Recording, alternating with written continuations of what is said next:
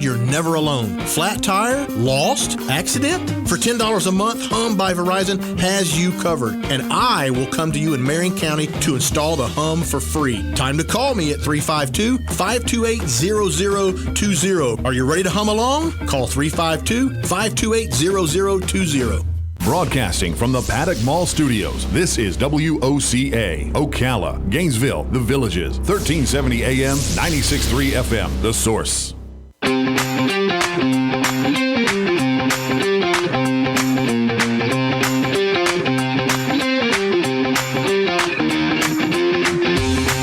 All right, 10 minutes before 10 o'clock. Thank you for tuning in. Beautiful looking Monday. Look at that up there, Robin.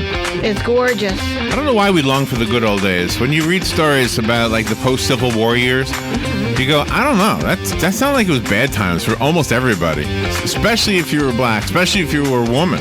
Yeah. Right? Yeah. But I think as white guy, I think the only people who had it good were rich people, rich white people. Right? I think even the poor white people probably didn't have it so good, right? Yeah, they called the shots. At least now, I mean, you can be, I don't know if you are poor, you can consider yourself poor, but unless you're really homeless, then it's probably life isn't so bad, right? Everybody's equal. Can't be judgmental. But you know how we always say the good old days? The next interview we have is with Rosemary Poole-Carter. She's a researcher, an historian, a playwright, and a member of the Historical Novel Society. And she's got a new book.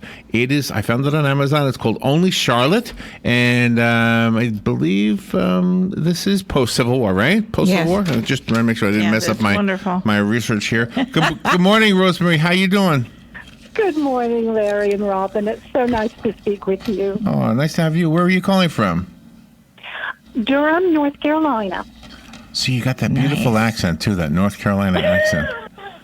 Right? Well, actually, I was raised in Texas. Oh, well, you got that beautiful Texas accent. It all sounds the same to me, Robin.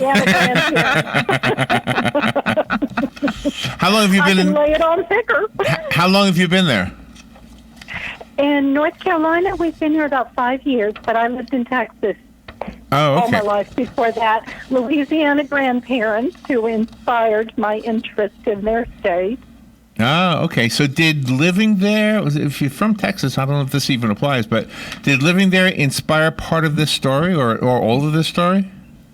Well, there's some commonalities in the Deep South, and Texas is kind of a land unto itself. But I lived in Houston most of my life, and Houston's not that far from Louisiana and North Carolina, or New Orleans, where I go as often as I can, and stayed in a wonderful house there that became the house that my characters live in. You know, when we say post-Civil War South, we always think of like the 1880s or the 1890s maybe. We never think of the 1960s or even the 2000s. But you know, Robin and I watched this movie the other day. We were latecomers to this one called The Green Book. And then in that movie you realize that some of those sentiments still existed, even though things had changed legally. Culturally, a lot of stuff still was unfair.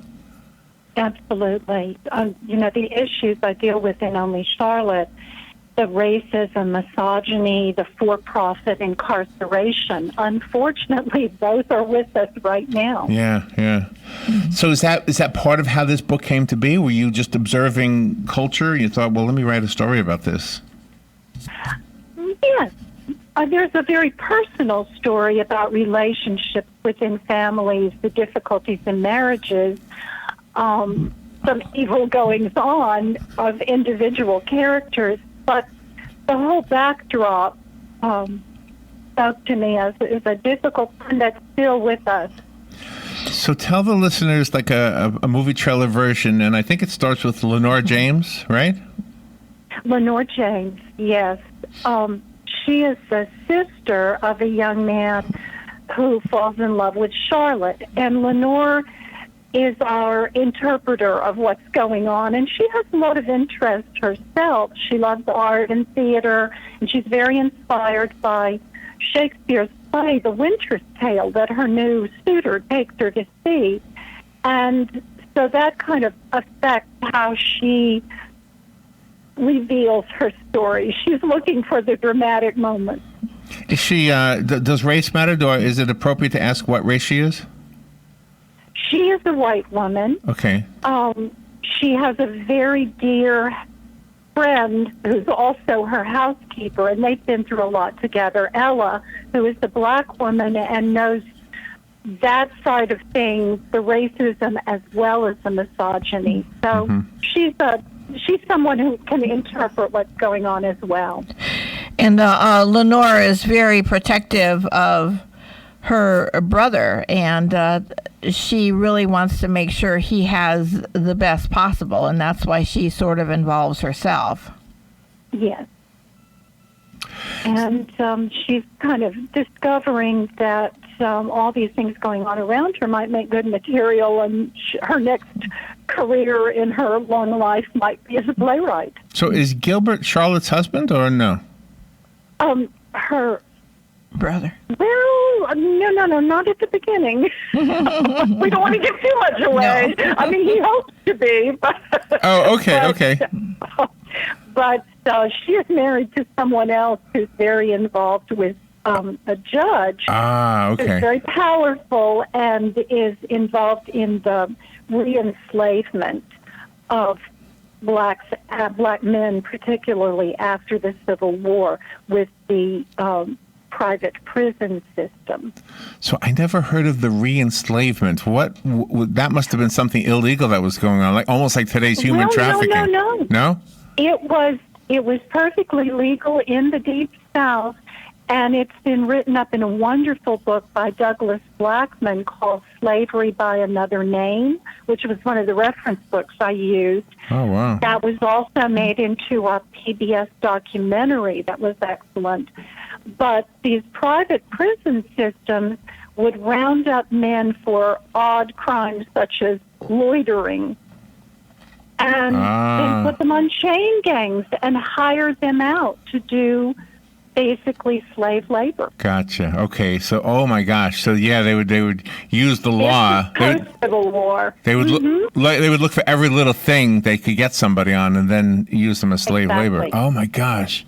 Yeah, this was Jim Crow era. Mm-hmm. Wow, that is crazy. And the status too is very evident in the book of the different people.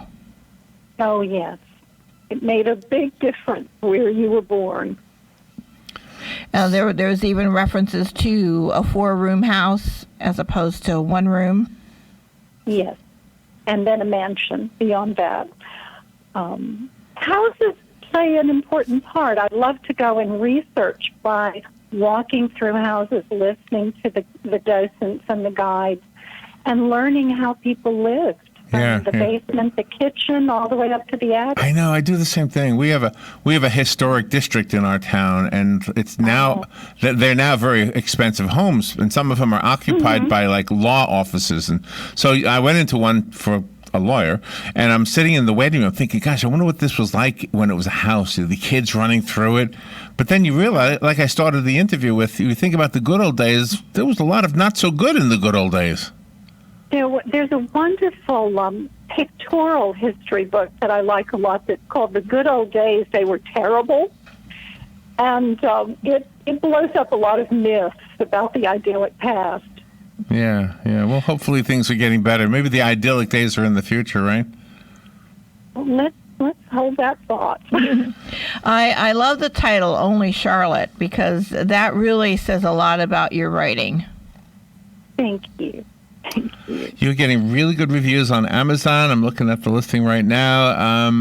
So I found it there. I have a copy of the book. So if I have a listener who would like Only Charlotte, call me right now, 622-9622. I'll set it aside for you. I'll just pick one caller at random. Do you have a different website besides Amazon you'd like to recommend? Well, my website is Poole-Carter.info if they just want to find out more about my life and my books. But I also recommend the books out in ebook format with Kobo, Nook, and Kindle. So nice. All 3 of those. Mm-hmm. Right.